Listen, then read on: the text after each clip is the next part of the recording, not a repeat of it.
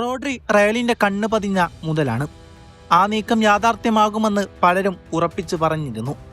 ചുറ്റും റോഡ്രിയുടെ റയലിലേക്കുള്ള കൂടുമാറ്റത്തെക്കുറിച്ച് വാർത്തകൾ പടർന്നു പന്തലിച്ചപ്പോഴും കരാറിലേക്ക് നിങ്ങൾ റയലിന്റെ ഭാഗത്തു നിന്ന് ഒരു തരം ഹെസിറ്റേഷൻ രൂപപ്പെട്ടിരുന്നു.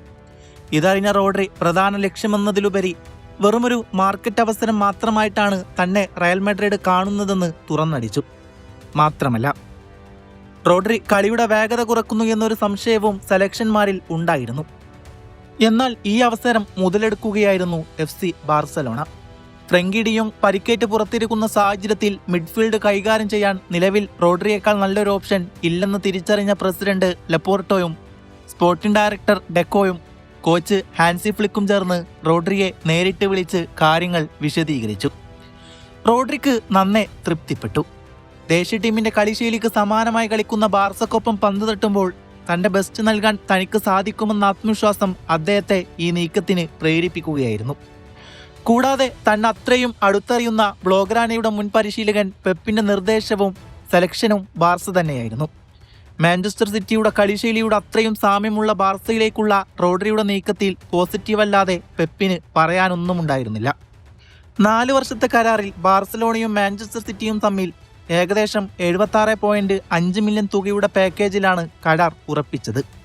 ഇതിൽ 60 മില്യൺ അടിസ്ഥാന തുകയും ബാക്കി ബോണസുമാണ്. സിറ്റിയിലെ കരാർ അവസാനിക്കാൻ 12 മാസങ്ങൾ ബാക്കി നിൽക്കുകയാണ് ഈ നീക്കം. ബാർസയുടെ ഇതിഹാസ താരമായ സെർജിയോ ബുസ്കറ്റ് കരിയറിന്റെ തുടക്കത്തിൽ ധരിച്ചിരുന്ന 16 നമ്പർ ജേഴ്സിയാണ് റോഡ്രിക്ക് ബാർസയിൽ ലഭിക്കുക. സിറ്റിയിൽ കളിമെനഞ്ഞ നീണ്ട 7 സീസണിൽ 298 മത്സരത്തിലാണ് റോഡ്രി ക്ലബിനു വേണ്ടി കളത്തിലിറങ്ങിയത്. സിറ്റിക്കൊപ്പം 12 കിരീടങ്ങൾ എത്തിഹാദിൽ റോഡ്രി എത്തിക്കുന്നുണ്ട്. തുടർച്ചയായി 4 പ്രീമിയർ ലീഗ് കിരീടവും തന്റെ ഗോളിൽ വിജയിച്ചു കയറിയ ചാമ്പ്യൻസ് ലീഗ് കിരീടവും 2 FA കപ്പും 3 EFL കപ്പും 1 ഫിഫ ലോകകപ്പും 1 യുവേഫ സൂപ്പർ കപ്പും 1 കമ്മ്യൂണിറ്റി ഷീൽഡും എന്നതാണ് റോഡ്രിയുടെ സിറ്റിക്കൊപ്പമുള്ള പ്രധാന നേട്ടങ്ങൾ.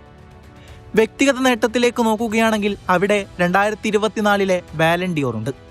നിലവിൽ ലോകത്തിലെ ഏറ്റവും അപകടകാരിയായ ഡിഫൻസീവ് മിഡ്ഫീൽഡറാണ് റോഡ്രിഗോ.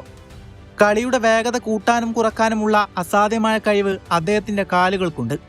പിന്നെ എടുത്തു പറയേണ്ടത് താരത്തിന്റെ പാസിംഗ് ആക്യുറസിയാണ്. അതിലെ കൃത്യത എതിരാളികളെ വട്ടം കറക്കും.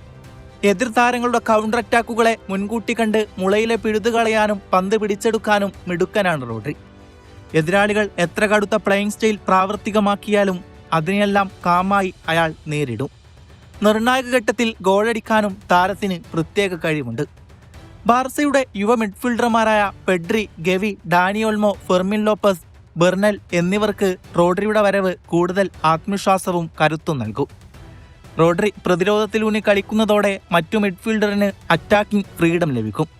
ഹാൻസി ഫ്ലിക്കിന്റെ ഡിഫൻസീവ് ലൈൻ ശൈലിക്ക് റോഡ്രി ഒരു മികച്ച കവചമായി മാറും. പ്രതിരോധ പിഴവുകൾ കുറയും.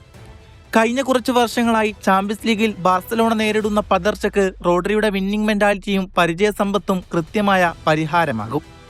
ഇനി എതിരാളികൾ എങ്ങനെയാണ് ബാർസയുടെ മിഡ്ഫീൽഡിനെ തളച്ചിടുക? പേപ്പറിലെ പേരുകളെല്ലാം അത്രയും പവർഫുള്ളാണ്. ആ മധ്യനിരയാണ് ഇനി എല്ലാത്തിൻ്റെയും താക്കോൽ.